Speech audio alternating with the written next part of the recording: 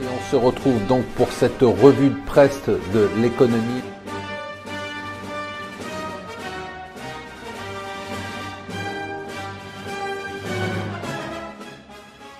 Bonjour et bienvenue sur Mon Financier pour le morning zapping du jour. Nous sommes le mardi 18 décembre, il se passe pas mal de choses. Alors d'abord, c'est intéressant parce qu'on commence à faire les bilans de l'année, ça y est, c'est parti, les prévisions pour l'année prochaine.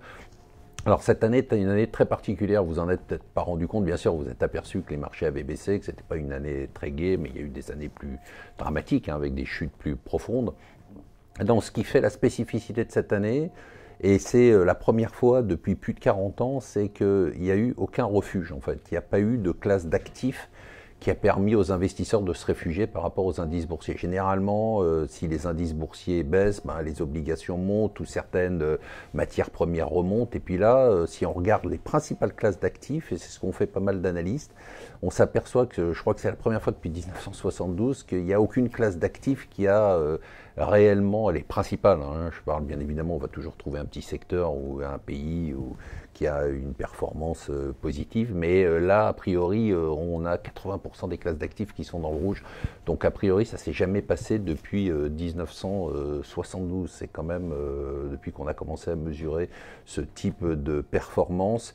Nous, je vous avoue qu'on est assez contents, on a été très très prudents toute l'année, à vous, à notre communauté de clients, on a incité à la prudence, on n'a pas cédé à l'appel de la bourse à outrance, même si on a conseillé de mettre un peu de bourse dans les portefeuilles, et c'est normal puisqu'on joue la durée, mais on n'est pas allé dans, il n'y a pas d'autre alternative, comme les fonds en euros rapportent zéro, il faut mettre des actions à tout va, comme l'ont fait pas mal de gens.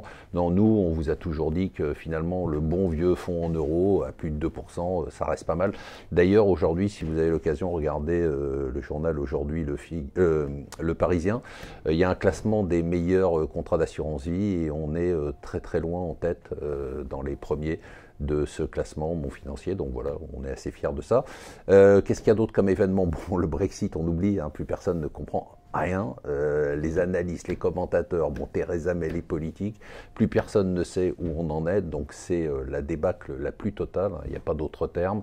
Ce qu'on sait, a priori, ce qu'on commence à subodorer, il y a un vote qui va avoir lieu la semaine du 14 janvier au Parlement. A priori, Theresa May sera retoquée.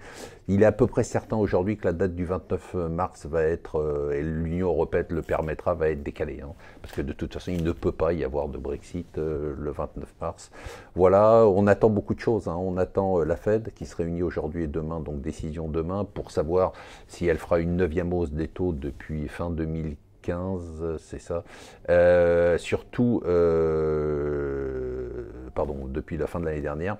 Alors surtout, ce qui est quand même intéressant, c'est qu'une fois de plus, Donald Trump a mis le paquet en continuant à critiquer le patron de la Fed en disant qu'il n'avait aucune raison de monter les taux. Alors il a parlé de Paris qui brûlait, de la Chine qui s'écroulait, enfin il a tout mélangé.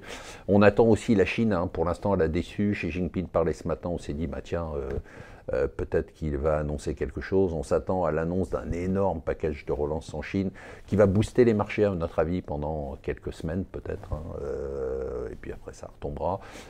Donc on l'attend avec impatience. Voilà. Et puis oui, quand même la Palme d'Or à Gilles Legendre, le patron des Républicains, de la République en marche, qui a fait son mea culpa hier en disant on est désolé, c'est vrai qu'on a fait beaucoup d'erreurs, on a été trop intelligent et trop subtil, c'est vrai que nous on est trop cons pour comprendre ce que fait le gouvernement. Voilà, je vous souhaite une excellente journée.